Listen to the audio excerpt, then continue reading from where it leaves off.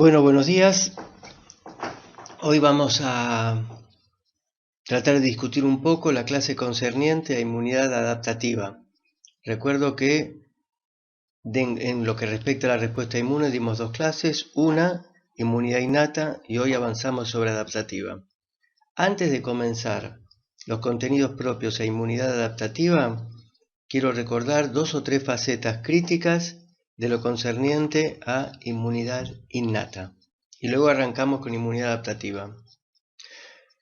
Primero, repasemos. ¿Quiénes son las células de la inmunidad innata? Todas las células de nuestro organismo, salvo dos tipos celulares que conforman la inmunidad adaptativa, que son los linfocitos B y linfocitos T. Es decir, que la inmunidad innata comprende un universo muy disperso, muy abarcativo de tipos celulares, no solamente los leucocitos, es decir, no solamente los neutrófilos, monocitos, macrófagos, células NK, sino también los fibroblastos, las células endoteliales, las células epiteliales y las células presentes en los distintos tejidos. ¿Por qué todo este universo de células pertenece a la inmunidad innata? Porque comparte un modo de ver a los microorganismos y a los desafíos que se nos presentan. ¿Qué significa esto? Toda la inmunidad innata reposa sobre un sistema de reconocimiento, y ese sistema de reconocimiento tiene nombre y apellido. Son los receptores de reconocimiento de patrones. Esos receptores de reconocimiento de patrones reconocen en los microorganismos motivos muy conservados, entre muchos de ellos.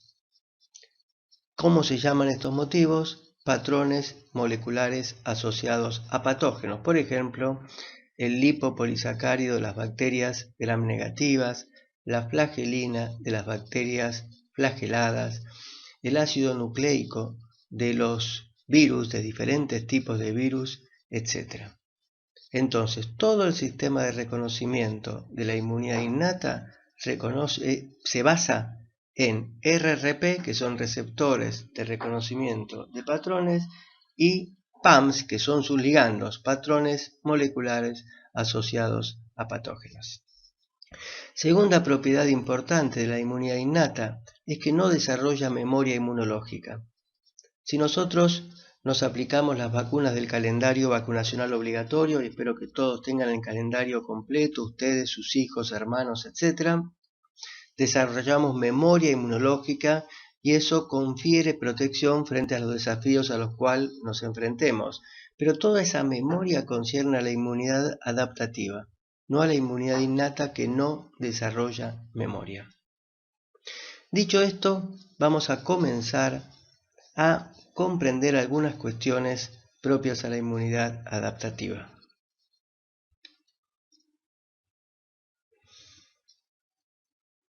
Fíjense hacia la derecha de la diapositiva. Los dos tipos celulares, únicos dos tipos celulares que comprenden la inmunidad adaptativa son los linfocitos T y los linfocitos B. Y fíjense el cartelito de abajo, tanto los T como B reconocen antígenos. Y definimos al antígeno como toda molécula capaz de ser reconocida por el receptor B o por el receptor T. Entonces, linfocitos T, linfocitos B, lo que está en azul en el linfocito T es el TCR, el receptor de la célula T, el receptor antigénico de la célula T. Lo que está en verde a la derecha es el receptor antigénico de la célula B o BCR. ¿Cuál es la función de esos receptores? Reconocer antígenos. Eso es el ABC de la respuesta inmune adaptativa. Reconocer antígenos por receptores antigénicos que se expresan en linfocitos T y linfocitos B, aunque estos receptores van a trabajar de manera muy distinta. Vuelvo una vez más a repasar cómo funciona la inmunidad innata. Fíjense que hacia la izquierda estamos graficando lo que puede ser un macrófago, un neutrófilo, una célula endotelial, una célula epitelial. No expresan jamás receptores para antígenos. Expresan diferentes receptores denominados, como ya lo mencioné, receptores de reconocimiento de patrones. No hace falta que sepamos todas las familias diferentes de receptores de reconocimiento de patrones, que hay 5 familias diferentes, ni tampoco qué reconocen particularmente, sino lo más general. Toda célula de la inmunidad innata reconoce fundamentalmente los procesos infecciosos a través de estos receptores de reconocimiento de patrones vía reconocimiento de patrones moleculares asociados a patógenos, que ya mencioné, LPS, flagelina, ADN o ARN microbiano, etcétera, etcétera. Pero si nos fijamos en el cartelito abajo a la izquierda, dice que los receptores de reconocimiento de patrones reconocen no solamente PAMs, sino DAMs. ¿Qué significan los DAMs? Los DAMs son señales de daño, asociados generalmente a procesos infecciosos. Cuando un proceso infeccioso transcurre, va a haber daño tisular. Y entonces ciertos elementos que están contenidos en el interior de las células, por ejemplo, ácido úrico, por ejemplo, ATP, son liberados al exterior y también pueden ser reconocidos por los receptores de reconocimiento de patrones. Resumiendo, los receptores de reconocimiento de patrones reconocen motivos propios a los microorganismos y además señales de daños, y lo hacen a través de esta familia, grandes familias de receptores. La inmunidad adaptativa, repito por última vez, utiliza receptores antigénicos que funcionan distinto en el linfocito T y en el linfocito B, pero son receptores que reconocen no PAMs, no señales de daño, sino antígenos. Bien, una característica central de la inmunidad adaptativa es su naturaleza clonal, y este es un concepto complejo que necesitamos entender. Fíjense en el esquemita de abajo y van a ver muchos linfocitos, en este caso linfocitos T porque portan el TCR simbolizado en un rectángulo, pero fíjense que presentan distintos colores. Cada color corresponde a un clon. ¿Qué significa? Supongamos que a cada uno, al naranja le decimos que es el clon 1, al amarillo clon 2, al grisáceo clon 3, al azul clon 4. ¿Son todos linfocitos T? Sí. ¿Y en qué difieren? En su receptor. ¿Qué significa que difieren en su receptor? ¿No es que todos los linfocitos expresan TCRs? Sí, todos, pero tienen distinta especificidad.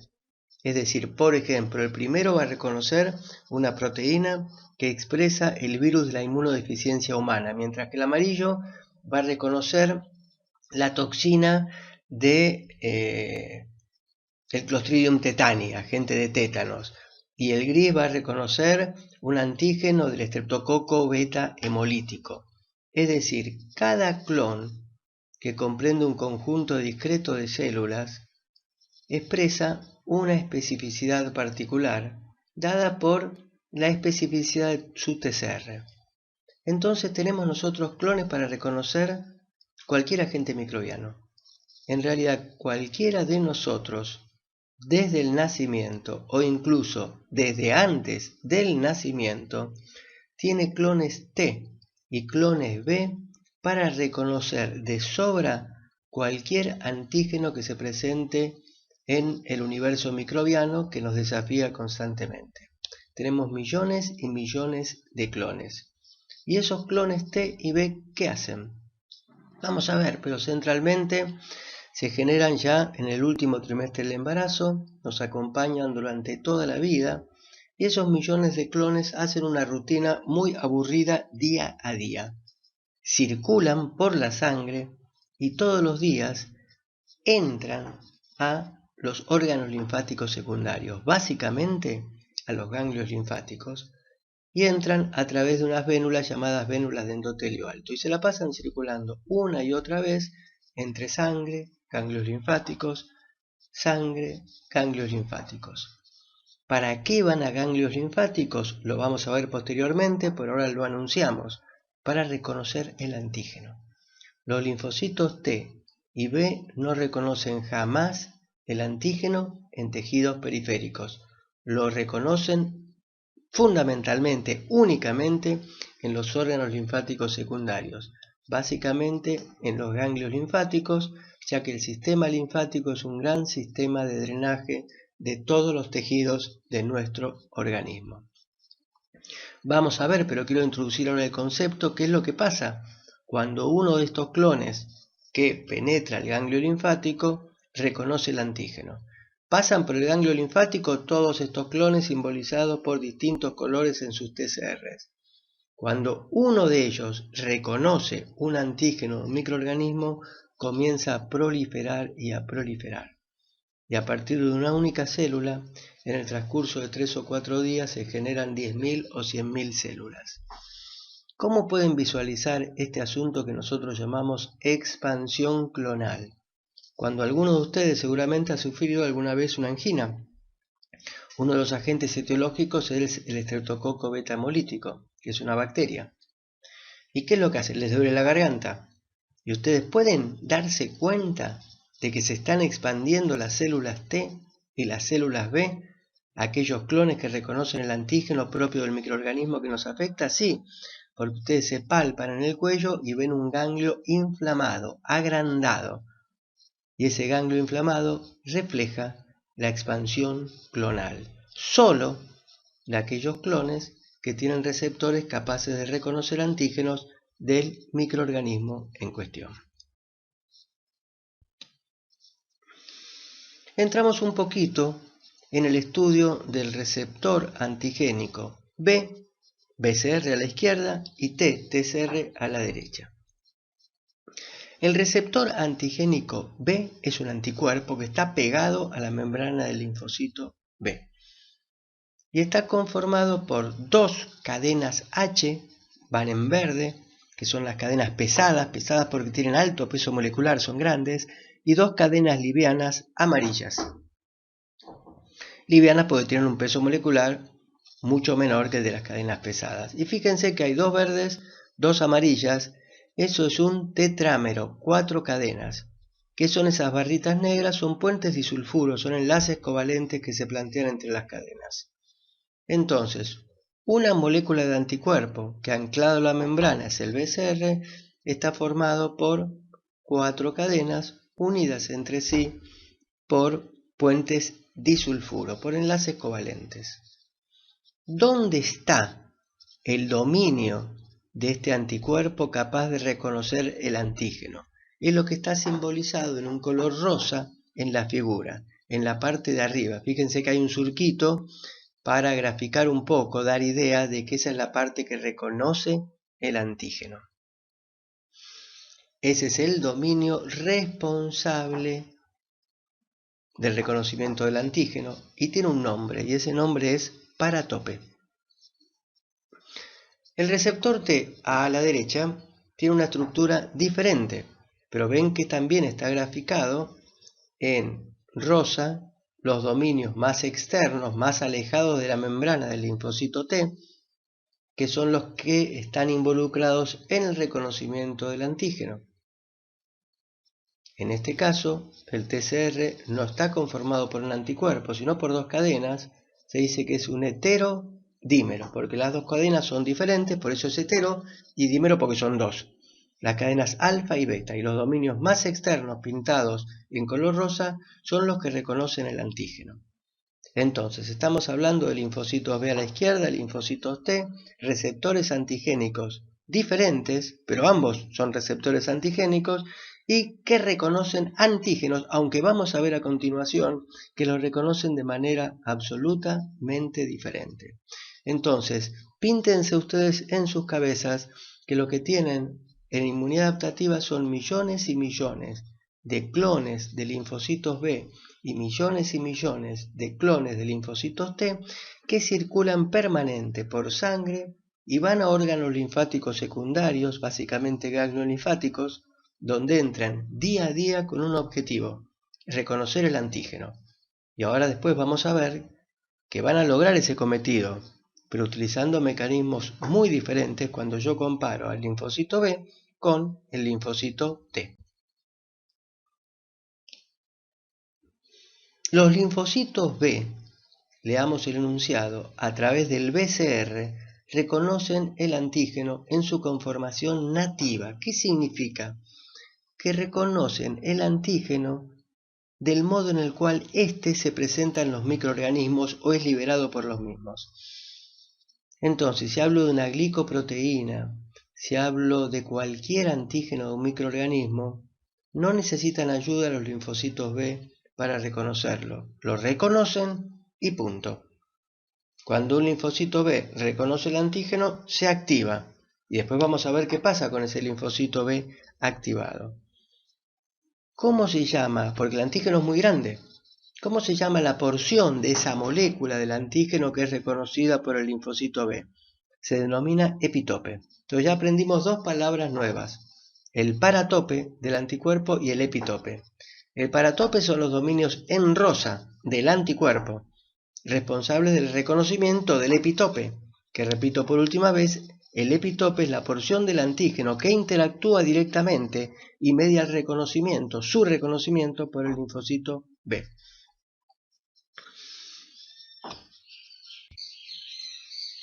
El modo en el cual trabaja el receptor T es absolutamente diferente y es más complejo.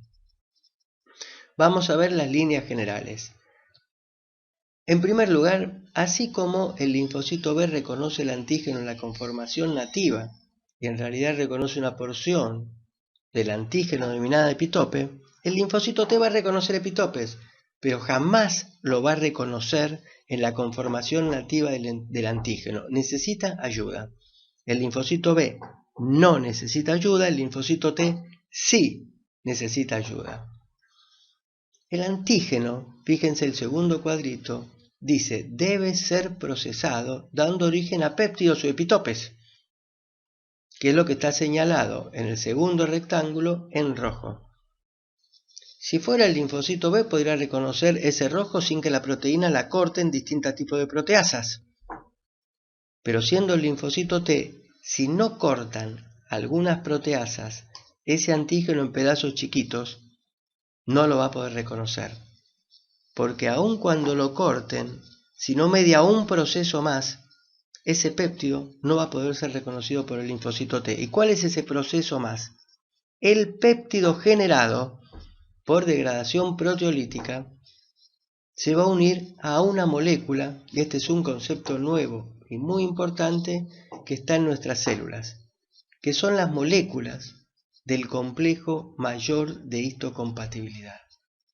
Estas moléculas que se expresan en todas nuestras células están formadas por dos cadenas, y esas cadenas definen un huequito o círculo que alberga el péptido antigénico o el epitope antigénico.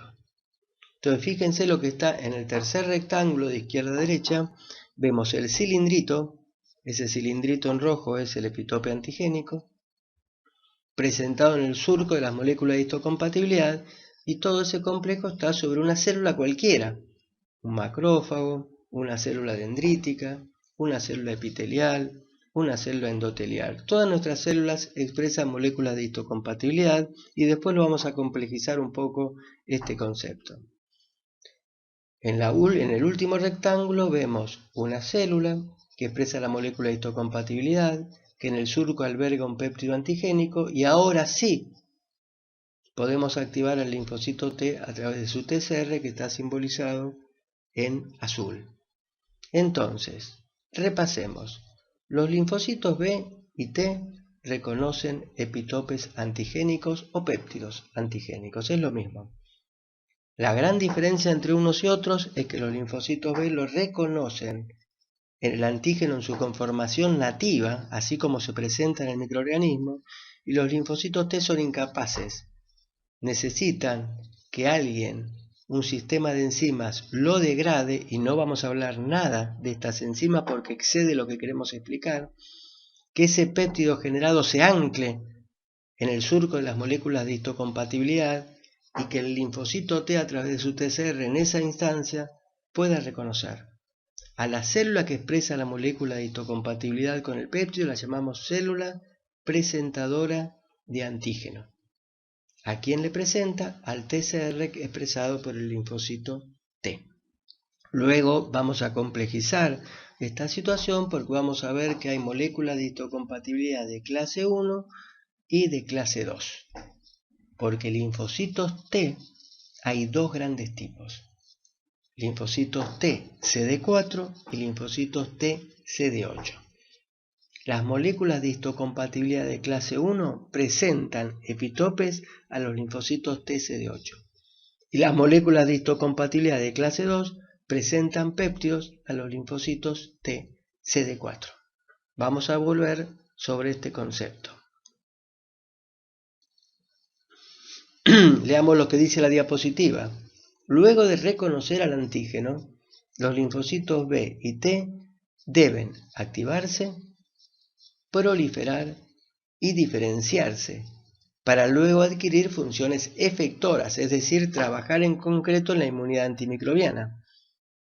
Pero fíjense que los linfocitos B y T no solamente van a generar células efectoras que batallen contra el microorganismo, sino van a generar células que no existen en la inmunidad adaptativa.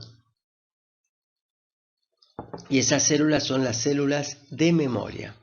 Repito un concepto que ya mencioné, solo los linfocitos B y T, es decir, solo la inmunidad adaptativa genera memoria inmunológica. Entonces veamos esto, qué es lo que sucede y cómo se inicia la respuesta inmune adaptativa. ¿Cómo se inicia la respuesta inmune adaptativa?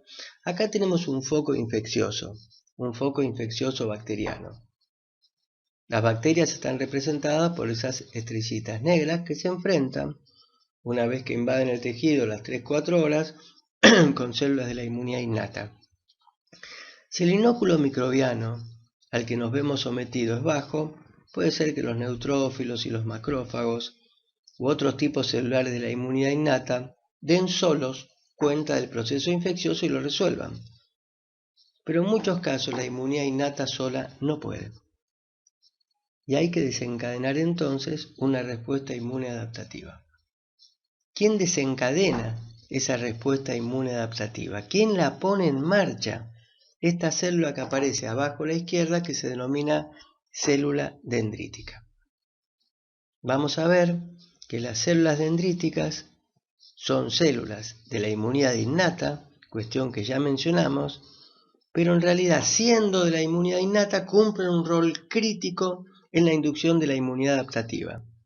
Decimos, por lo tanto, que las células dendríticas son el motor y el cerebro de la inmunidad adaptativa. Estas células dendríticas se encuentran en todos nuestros tejidos y adquieren distintas propiedades, pero mantienen un funcionamiento común. Por ejemplo, en la piel, las que se encuentran se denominan células de Langerhans. Y estas células de Langerhans, o cualquier célula dendrítica, ¿cómo inicia la respuesta inmune adaptativa? Nosotros dijimos que la activación de T y B ocurre en ganglios linfáticos, órganos linfáticos secundarios. Pero esta célula dendrítica está en piel. Y los linfocitos T y B no llegan a la piel. Circulan por sangre y llegan a los órganos linfáticos secundarios. ¿Cómo hace esta célula dendrítica para llegar? Cuando hay un proceso infeccioso, la célula dendrítica, como integrante de la inmunidad innata, va a reconocer a los microorganismos a través de sus receptores de reconocimiento de patrones, reconociendo PAMPs microbianos. El reconocimiento de PAMPs microbianos crea una revolución en la funcionalidad de la célula dendrítica. Cambia totalmente. Cambia de ser una célula quiescente a ser una célula activada. Y como parte del proceso de activación, esa célula dendrítica va a migrar. Se va a ir de la piel. ¿Y a dónde va a migrar? Va a migrar por vía aferente linfática a los ganglios linfáticos que drenan el sitio de infección. Cuando llega a los ganglios linfáticos, va a disparar la respuesta inmune adaptativa. Esta diapositiva, veamos primero el esquemita y después la foto. En el esquemita de abajo a la derecha, en amarillo, hay unas células dendríticas que como dijimos en piel se llaman células de Langerhans. Y después están los queratinocitos en la epidermis. Hay una célula dendrítica cada 20 queratinocitos, 30, 10, dependiendo de la localización particular. Pero forman, y ahora pasamos a la foto, un entramado de increíble consistencia. En la foto vemos esos cuerpos que tienen un núcleo, el núcleo se tiñe en amarillo de las células, y ven esas tremendas prolongaciones que se llaman dendritas. Toda la piel está cubierta por este tipo de células que emiten proyecciones retráctiles y están constantemente como una malla de alambre cuadriculado. Cubren toda la superficie. Y están ahí, salvo que empieza a haber un proceso infeccioso. Cuando hay un proceso infeccioso y las células dendríticas reconocen PAMPs a través de sus receptores de reconocimiento de patrones, empiezan a cambiar, se sueltan del agarre que tienen con los queratinocitos y migran a órganos linfáticos secundarios. Estas células dendríticas que están en piel, quietitas, en reposo, son células dendríticas inmaduras. Le ponemos esa propiedad, son inmaduras, así se llaman. Cuando se activan por reconocimiento de PAMPs, comienzan un proceso de maduración asociado a una serie de cambios notables. Seguimos por ahora con una célula dendrítica inmadura. Si hay algo que se destaca en las células dendríticas inmaduras, es la expresión de muchos receptores. No solamente distintas familias de RRP, que son receptores de reconocimiento de patrones, sino también receptores para anticuerpos y receptores para un sistema que habrán visto en la clase de inmunidad innata, que es receptores para componentes del complemento. ¿Por qué una célula dendrítica inmadura en piel tiene tantos receptores? Porque tiene que ser capaz de reconocer en forma franca, manifiesta y rápida la presencia de un proceso infeccioso. Entonces una célula dendrítica en piel en reposo expresa, tiene una alta capacidad de endocitar, tiene una alta expresión de receptores para sensar lo que está ocurriendo, tiene una alta capacidad de endocitar, comer microorganismos o componentes de microorganismos, tiene un sistema de proteasas muy activo para cortar las proteínas del microorganismo en péptidos chiquitos, que es lo que tiene que hacer para que después esos péptidos se anclen a la molécula de histocompatibilidad y ya como complejo péptido molécula de histocompatibilidad lo expresa en la superficie para activar al linfocito T. Entonces, sigamos recorriendo y sigamos centralizando nuestra atención en las células dendríticas. Tenemos una abrasión en piel, entra un microorganismo, la célula dendrítica, que forma toda una malla, lo reconoce a través de sus receptores de reconocimiento de patrones, se activa, se suelta de los queratinocitos y va a migrar a los órganos linfáticos secundarios, básicamente ganglios linfáticos, por vía aferente linfática. ¿Por qué migra? Primero porque se suelta, estaba agarrada por uniones muy estrechas, cuando se activa se suelta. Y después no solamente se suelta, sino empieza a expresar un receptor que tiene un nombre, que es un receptor de quimiosinas. Y ese receptor se llama CCR7. ¿Y qué reconoce? Reconoce citoquinas o quimiosinas liberadas por los ganglios linfáticos, y entonces la atraen. Quimiosinas son citoquinas que atraen a las células en cuestión. Y por esa atracción van a llegar las células dendríticas al ganglio linfático. ¿Y con quién se van a encontrar en el ganglio linfático? Con los linfocitos T. ¿Pero por qué en piel no encontramos? Porque en piel no hay linfocitos T. Pero entonces, ¿cómo llegan los ganglios linfáticos, los linfocitos T? Llegan por vía hemática. Ya lo mencionamos, lo repasamos una vez más. Los linfocitos T también los ve, circulan, y hay unas vénulas que se denominan vénulas de endotelio alto, a través de las cuales los linfocitos T ingresan. Entonces, por dos rutas distintas, en el ganglio van a confluir células dendríticas y linfocitos T. Entonces, volvemos a la célula dendrítica, para recordar primero a la izquierda qué son las células dendríticas inmaduras. Las células dendríticas inmaduras son células que forman una amplia malla, por ejemplo en piel, también en mucosas. Tienen una gran capacidad de comer, endocítica. Una alta capacidad de procesamiento, que ya lo dijimos que es cortar la proteína en péptidos, en porciones chiquitas. Tiene una baja expresión de moléculas coestimulatorias y moléculas del complejo mayor histocompatibilidad. Las moléculas del complejo mayor histocompatibilidad ya las mencionamos. Las moléculas coestimulatorias, no importa conocer su identidad, son moléculas que expresan las células dendríticas y que van a cumplir una función importante en la activación de los linfocitos T. Como tienen baja expresión de moléculas coestimulatorias y de moléculas del complejo mayor histocompatibilidad, estas células dendríticas, como inmaduras, tienen baja capacidad de activar a los linfocitos T. Y tienen baja expresión de CCR7, que es el receptor que los tiene que guiar a ganglio. Cuando se activan cambia todo. Comienzan a madurar. ¿Y qué significa? Baja la capacidad endocítica, ya comieron lo suficiente. Baja la capacidad de procesamiento, ya cortaron las proteínas microbianas, no hace falta cortar más.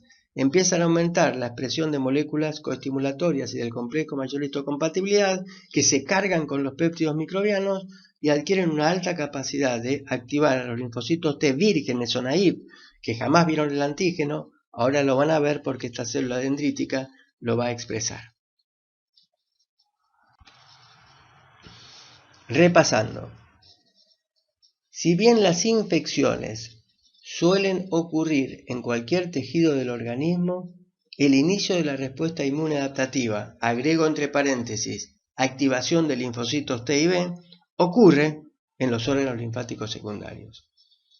Pregunta 1. ¿Cómo llega el antígeno al órgano linfático secundario? Llega básicamente transportado por las células dendríticas y no íntegro, sino mientras viaja la célula dendrítica en un viaje que demora un día y medio hasta llegar al ganglio linfático, lo va cortando en pedacitos, va generando epitopes que se van anclando a la molécula de histocompatibilidad. También puede llegar el antígeno por drenaje linfático si hay mucho antígeno sin interactuar con la dendrítica. En dos maneras llega, solito o endocitado y procesado por la dendrítica. ¿Cómo llegan los linfocitos vírgenes? Llegan por vía hemática, no linfática, a través de las vénulas de endotelio alto. Y en el ganglio linfático confluyen y se juntan células dendríticas y linfocitos T, y así comienza la inmunidad adaptativa. Esta es la estructura interior de un ganglio linfático. Hay un área que denominamos área paracortical del ganglio linfático que está surcada por estos conductos que son como autopistas, y estos conductos se llaman conductos reticulares fibroblásticos. Y tanto las células dendríticas que entraron por vía aferente linfática como los linfocitos T que entraron por vía hemática van rodando sobre estos conductos y se chocan con alta frecuencia. Y entonces el linfocito T, que expresa un TCR, va a ver si reconoce un péptido presentado por las células dendríticas a través de moléculas de histocompatibilidad. Choca una vez, no reconoce nada. Entonces va a otra dendrítica, choca de vuelta, no reconoce nada. Choca de vuelta, no reconoce nada, se va por vía eferente linfática, ducto torácico y vuelve a la circulación. Pero algunos linfocitos T sí van a reconocer péptidos presentados por las células dendríticas. Y entonces van a quedar atrapados por esos pseudópodos de las células dendríticas. Y van a quedar atrapados no por segundos, sino por horas o por 2 días.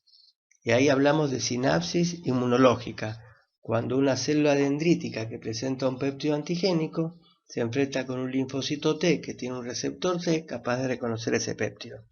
Y entonces la célula dendrítica va a poder activar al linfocito T y así dar comienzo a la inmunidad adaptativa.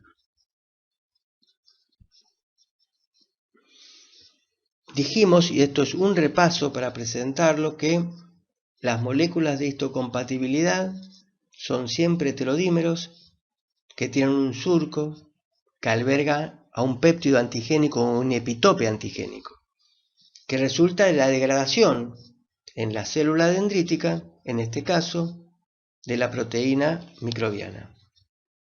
Y repasamos un concepto que solo lo mencioné al pasar, que es que no hay un solo tipo de moléculas de histocompatibilidad. Están las moléculas de clase 1 y las moléculas de clase 2. No importa las diferencias estructurales, que no se las vamos a preguntar.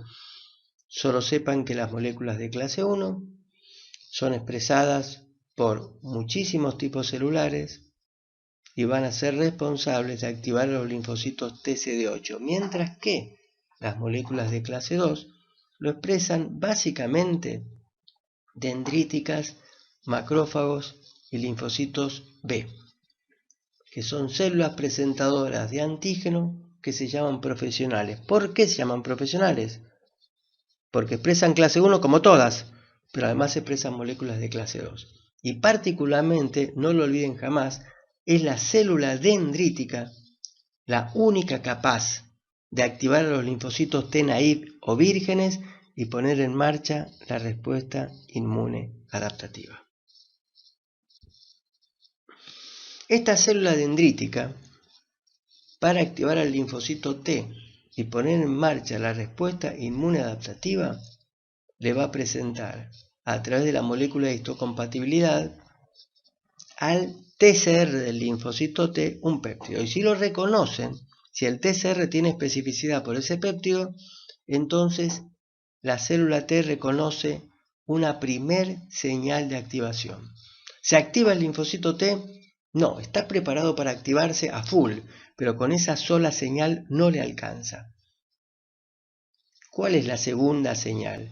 Dijimos que la célula dendrítica, en la medida que madura por activarse al reconocer PAMPs, comienza a aumentar la expresión de las moléculas coestimulatorias, que son lo que están simbolizados sobre la dendrítica en amarillo. Esas moléculas coestimulatorias no importa, tienen un nombre, son dos diferentes, se llaman CD80 y CD86. ¿Y con quién interactúan? Con una molécula que expresa el linfocito T que se llama CD28. Ahora, si esa interacción se plantea, entonces ahora sí se activa el linfocito T, sí. Porque ese linfocito T recibe señal 1 y también una señal 2, ambas conferidas por la célula dendrítica. Y ese linfocito T se activa. ¿Y qué hace? Comienza a proliferar. 2, 4, 8, 16, 32 linfocitos T, y a partir de una única célula T genera miles y miles de células T que son su progenie. Y como no es una sola célula, sino son 100 o 1000 células, vamos a tener millones de células T que se generan cuando la dendrítica pone en marcha la respuesta inmune adaptativa.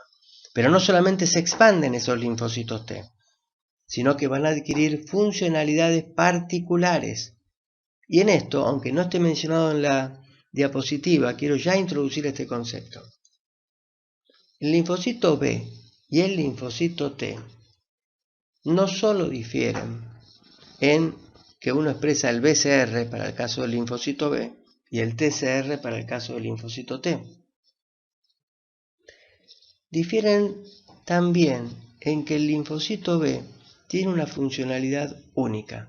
Sirve para una sola cosa el linfocito B, que no es el de la diapositiva. El linfocito B, cuando se activa por reconocer el antígeno en su conformación nativa, fíjense que no necesita una dendrítica el linfocito B.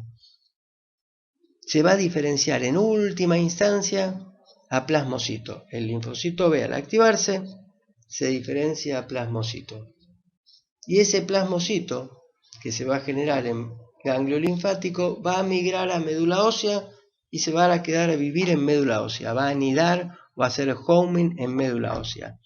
Y desde ahí va a comenzar a fabricar toneladas de anticuerpos. Es decir, que la función unívoca del linfocito B es transformarse en plasmocito cuando se activa y producir anticuerpos. Punto. No hay otra función para los linfocitos B. En cambio, los linfocitos T son muy heterogéneos. Dependiendo de distintas citoquinas que produce la célula dendrítica, pueden no solamente proliferar, sino adquirir funcionalidades muy diferentes. Y ya van a ver ustedes que esas funcionalidades se asocian a un nombre particular. Así una célula T, cuando comienza a expandirse, va a empezar a adquirir distintas funcionalidades y vamos a hablar de linfocitos TH1, TH2, TH17, T regulatorias. Entonces el linfocito B se diferencia en plasmocito productor de anticuerpos.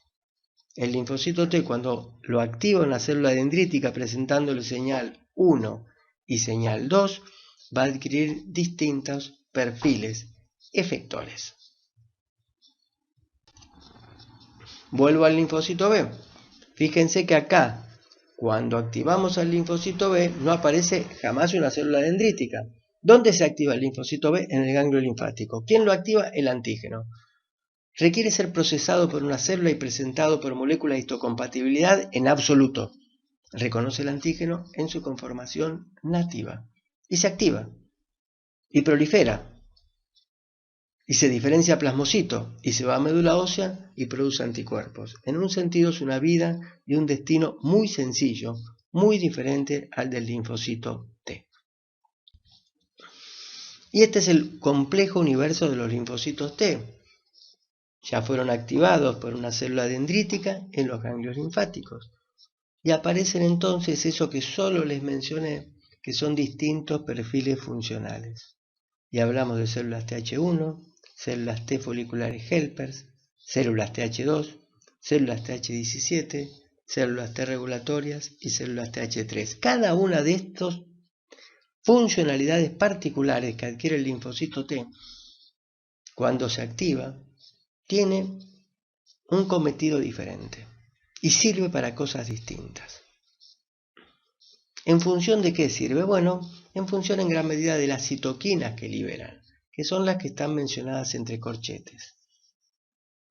Las células Th1, por ejemplo, liberan dos citoquinas, interferón gamma e interleuquina 2. La interleuquina 2 lo que hace es favorecer la expansión, la proliferación de las células T. Y el interferón gamma es muy importante en dos cosas. Primero, en inmunidad frente a microorganismos, bacterias que invaden a los macrófagos, particularmente tuberculosis. Los pacientes que tienen problemas con la producción de interferón gamma o sus receptores padecen manifestaciones sistémicas de infección tuberculosa. ¿Por qué? Porque el interferón gamma es la citoquina más importante para activar el macrófago. Y el macrófago es la célula más importante para destruir al Mycobacterium tuberculosis. Pero no solamente frente a bacterias intravesiculares, sino también cumple un rol crítico el interferón gamma en la inmunidad antiviral. ¿Por qué? En gran medida por su capacidad de activar a células de la inmunidad innata, básicamente células NK o natural killer. Entonces, las células Th1 críticas frente a tuberculosis, crítica en la defensa frente a las infecciones virales. ¿Para qué sirven las células T foliculares helpers que producen una citoquina que es interleuquina 21? Bueno, el linfocito B, dijimos que se activa al reconocer un antígeno, y eso es verdad, pero necesita una ayuda. Y esa ayuda se la confiere la T folicular. Por eso, es lo que está señalado en texto abajo, que la célula T folicular es crítica en la colaboración TB. Le da una segunda señal de activación al linfocito B. La primera es el reconocimiento del antígeno, la segunda es la colaboración TB. Entonces, si alguien les pregunta cuál es la función de las células T foliculares, es colaborar con el linfocito B.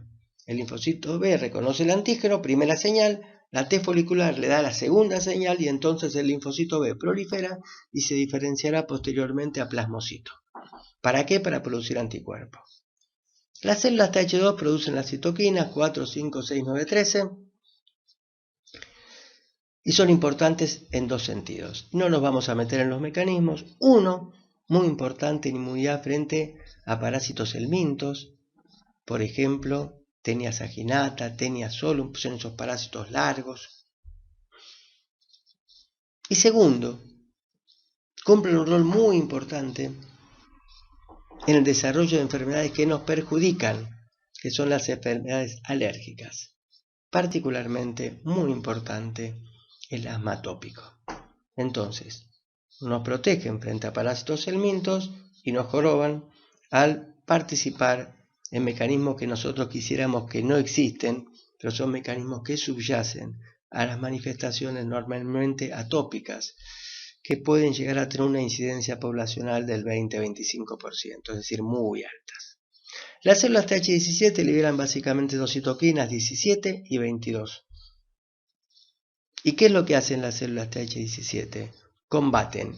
¿Qué combaten? Infecciones bacterianas y fúngicas por hongos. ¿Qué es lo que le pasa a un paciente donde las células TH17 no andan bien? Tiene, por ejemplo, micosis diseminadas, particularmente por un hongo que se llama Candida albicans. Entonces, TH17 nos protege de infecciones bacterianas, bacterias extracelulares e infecciones micóticas.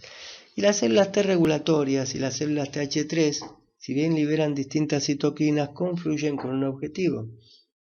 Y el objetivo es regular la respuesta inmune. La respuesta inmune es tan, pero tan fuerte, que no solamente va a llegar a la resolución del proceso infeccioso, sino que también puede dañar el tejido. Entonces hay alguien que le tiene que poner un freno. Y ese freno son las propias células de la inmunidad, básicamente estas células T, que se llaman genéricamente células T regulatorias, y las TH3 también entran en esa categoría. ¿Y qué es lo que hacen? Liberan citoquinas inmunosupresoras. ¿Para qué? Para que todas las células que funcionan, las TH1, las T foliculares, las TH2, las TH17, no sean exageradas en sus respuestas. Controlemos las respuestas. Resumiendo esta diapositiva, a diferencia de los linfocitos B, que lo único que van a hacer como destino inexorable es transformarse en plasmocitos y producir anticuerpos, los linfocitos T adquieren distintos perfiles funcionales para pelearse particularmente con distintos tipos de microorganismos. Entonces, un universo disperso de funcionalidad en el compartimento T y muy homogéneo en su funcionalidad del linfocito B, condenado como plasmocito a producir toneladas de anticuerpos.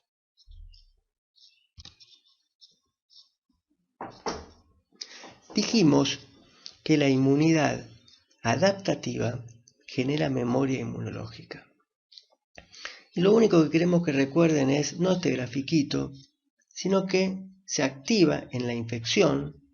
Hay una fase inductiva que está señalada en amarillo, donde las células T y B se expanden. Hay una fase efectora donde las células T se diferencian en los perfiles que mencionamos y las células B a plasmocitos productores de anticuerpos, pero también se generan células B y T de memoria. Y esas células T y B tienen una característica: viven mucho tiempo, días, meses, años. Cuando nosotros nos vacunamos con cualquiera de las vacunas del calendario, lo que queremos es generar células de memoria. En el caso de los linfocitos B de memoria, viven por años, y cada tanto esos linfocitos B, un sector de los linfocitos B de memoria, se diferenciará a plasmocito, irá a médula ósea y producirá anticuerpos. Y lo mismo, sin producir anticuerpos, obviamente, pasará con las células T de memoria. Entonces, memoria reposa la memoria inmunológica en células B y T de larga vida media.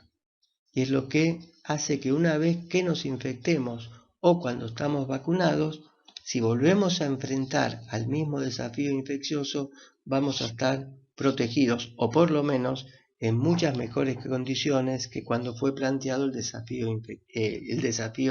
inicial. Y este gráfico es para que tengan una idea cuantitativa de lo que es memoria. Fíjense, lo que está señalado es patógeno, esta curvita que baja rápido, gris, es la carga microbiana. Entonces, la carga microbiana, el microorganismo se reproduce, la inmunidad innata trata de contenerlo, no lo logra o lo logra parcialmente, comienzan las células T, que eso marca el inicio de la respuesta adaptativa, y ven que la curva del patógeno baja, resolvemos la infección. Entonces, fíjense, las células T se expanden, y entonces por ahí pongamos un número arbitrario, 10 al cuadrado, 100. Tengo 100 células T capaces de batallar contra el microorganismo, pero como se expanden, paso de 10 al cuadrado, arriba en el eje de la Y, a 10 a la sexta, a 1.000.000. Aumenta en 4 logaritmos la concentración de células.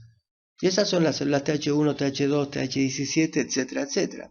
Pero fíjense que rápidamente, en 2 semanas, 3 semanas, gran parte de las células T efectoras mueren. Y pasamos de tener 1.000.000, 10 a la sexta, a tener 10.000, que es 10 a la cuarta. Muere más del 90%. Pero hay algunas que persisten y se transforman en células de memoria.